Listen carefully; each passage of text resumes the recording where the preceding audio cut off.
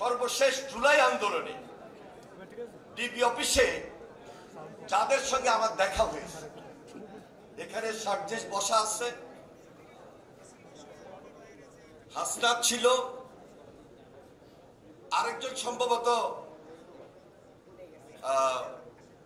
আমি জানি না প্রধান অতিথি সেদিন ছিল কিনা, থাকলো আমার সঙ্গে সরাসরি দেখা হয় না, ডিবি অফিসে মনে আছে, জাহাঙ্গীরনগর বিশ্ববিদ্যালয়ের এর বাইরেও আরেকজন ছিল। যাই সেদিন আমি শুধু একটা কথাই বলেছিলাম তাদেরকে মনোবল এবং সাহস দেওয়ার জন্য, যে আমি যখন ছাত্র দলের প্রেসিডেন্ট ছিলাম, হাসিনা সেদিন আমাকে আটকে রাখতে পারে নাই, এবারও হাসিনা তোমাদেরকে আটকে রাখতে পারবে না। তারা সেদিন সাহস পেয়েছিল, মনোবল পেয়েছিল, এবং সেই সাহস এবং মনোবল নিয়ে সর্বশেষ জুলাই আন্দোলন যারা করেছে, আমরা সবাই মিলে একত্রিত হয়ে এই যুবকদের নেতৃত্বে, এই তরুণদের নেতৃত্বে, এই ছাত্রদের নেতৃত্বে আমরা ধারণ করেছিলাম বাংলাদেশে ফ্যাসিবাদের জায়গা হবে না। জুলাই আমাদেরকে শিখিয়েছে কিভাবে ফ্যাসিবাদের কবর দিতে হয়। ৩৬ জুলাই আমাদেরকে শিখিয়েছে কিভাবে হাসিনাকে রুখে দিতে হয়। জুলাই আমাদেরকে শিখিয়েছে কিভাবে আয়নাঘর ধ্বংস করে দিতে হয়। জুলাই আমাদেরকে শিখিয়েছে কিভাবে ছাত্রলীগ নামে হেলমেট বাহিনীকে উড়িয়ে দিতে হয়, রুখে দিতে হয়।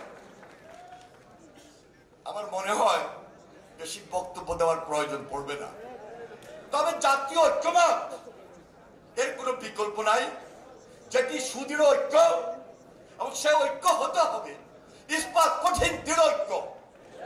এই ঐক্যকে ভাঙা যাবে না, এই ঐক্যকে মস্কানো যাবে না, কারণ সবাই মিলে আন্দোলন করেছিলাম, টার্গেট একটাই ছিল, ফ্যাসিবাদকে রুখে দেওয়া, নতুন বাংলাদেশ গড়ে তোলা, বাংলাদেশকে নতুন ভাবে নির্মাণ করা। সেটার জন্য যদি আজকে আবার আমাদেরকে ঐক্যবদ্ধ অবস্থান থেকে কিছু আলোচনার টেবিলে সার্ট দিয়ে হলো ক্ষুদ্র মত পার্থক্য দূর করে বৃহত্তর স্বার্থে বাংলাদেশ গড়ার লক্ষ্যে সবার আগে বাংলাদেশকে আমরা প্রায়োরিটি দিতে চাই। আমার মনে হয় এই ব্যাপারে কোনোভাবেই এই ছাত্র, এই যুবক, এই তরুণ দ্বিমত করবে না, দ্বিমত করবে না যুব শক্তি, দ্বিমত করবে না এনসিপি। আমরা যখন জেলে ছিলাম, যেহেতু ছাত্র রাজনীতি করেছি, তখন সবসময় ধারণ করেছিলাম যে বয়সটা হয়তো বেশি হয়েছে, এখন আর যুবক নাই, এখন আর ছাত্র নাই, এখন আর তরুণ নাই, এই যুবকদের পিছনেই আমরা থাকব।